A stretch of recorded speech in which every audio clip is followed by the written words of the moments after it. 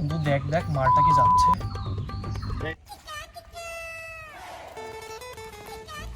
এই বিয়াদব ছেলেরা, রাস্তায় কি সুন্দরী মেয়ে দেখলে কি তোমাদের বাজে বাজে কমেন্ট করতে মন চাই? ম্যাডাম, আপনার মেয়ের নাম কি? এই বিয়াদব, তুই আবার নাম জিজ্ঞেস করছিস? আমার নাম হ্যানা, তোমাদের নাম কি? এই বিয়াদব, তুই বেশি বেড়ে গেছিস, থাম, তোর বাবাকে ফোন দি। খা খা খা আমায় চুষে চুষে খা, আমায় গিলে গিলে খা। হ্যাঁ বলো। হ্যাঁ ফারুক, তোমাদের এখানে আমি বেড়াতে এসেছি। তোমাদের এই গ্রামের কিছু বকাটে ছেলে পেলে আমাদেরকে ঝামেলা করছে। এ বিষয়ে তুমি টেনশন করো না, তুমি বাসায় যাও, আমি দেখছি কি করা যায়।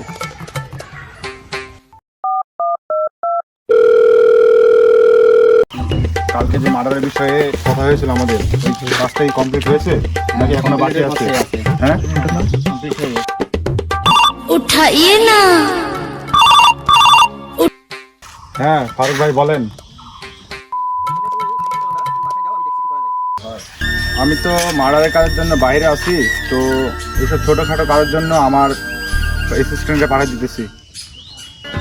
A few moments later.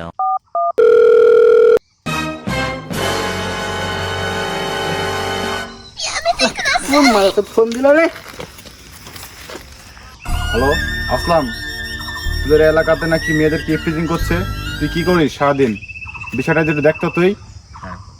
Bachchu ভাই, বিষয়টা আমি দেখছি, আর আমার পেমেন্টটা বিকাশে পাঠিয়ে দিন। এই ফোন ধর, এই আমার মেশিন নিয়ে তো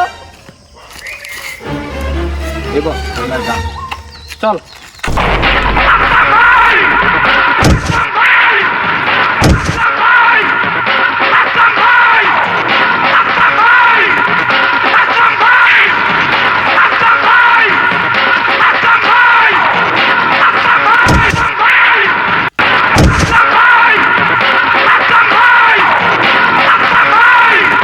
এই সময় আমার কেউ মাত্র ফোন দিচ্ছে। আমায় চুষে চুষে। আরে এটা তো বাচ্চু ভাই।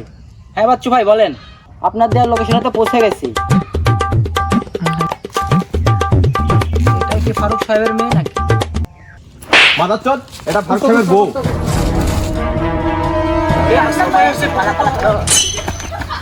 এই পালাস না, দাঁড়া দাঁড়া দাঁড়া। এই তোরা এদিকে চলে যা। ভাই বলেন। মেয়েকে না, মেয়ের মাকে কথা জানিস না, কান টানলে মাথা আসে। বন্ধু আমরা তো লুচ্চা আছি, এই সাল আরো লুচ্চা।